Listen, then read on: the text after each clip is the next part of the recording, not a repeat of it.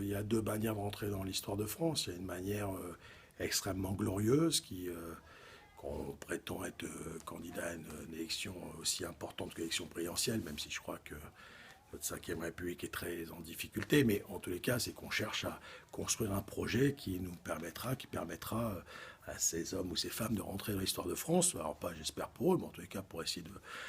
Et puis il y a une manière de rentrer par la petite porte ou jamais y rentrer. Je pense qu'en tous les cas, François Fillon, depuis quelques semaines, s'emploie à ne pas rentrer dans cette histoire de France, et c'est tant mieux, parce que là, faire un amalgame avec Pierre Bérégovoy, tous ceux qui l'ont connu savent à quel point son dévouement pour les classes populaires, son désintérêt pour l'argent, son regard sur la société est complètement opposé à celui de François Fillon. Enfin, François Fillon, depuis 3 semaines, nous montre l'image.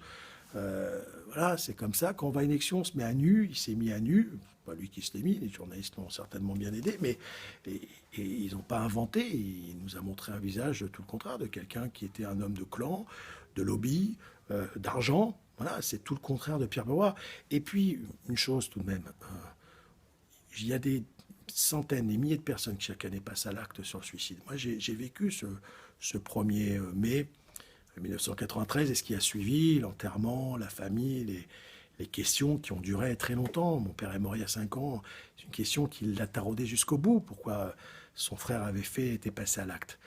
Et on ne plaisante pas avec ces choses-là. On ne plaisante pas pour tous ces salariés qui des fois passent à l'acte parce que harcelés, en difficulté, tous ces gens qui sont en détresse dans la société pour des tas de raisons.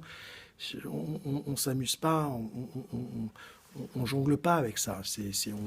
Soit on se défend avec de l'argument, mais on essaye de ne pas, en tous les cas, entraîner dans son histoire personnelle ceux et celles qui ont vécu de manière extrêmement tragique cette période. Et là, c'était déplacé, du coup, ce propos-là. Oui, on peut appeler à l'histoire. Dans une élection, c'est pas scandaleux. Mais une histoire qui a du sens, qui donne du sens au projet. Là, on ne cherche pas à donner du sens au projet, on cherche à se protéger soi-même et à se faire apitoyer. C'est pour moi pas acceptable, c'est de l'amalgame, c'est vraiment pas comme ça qu'on doit faire de la politique, de mon point de vue en tous les cas. Merci.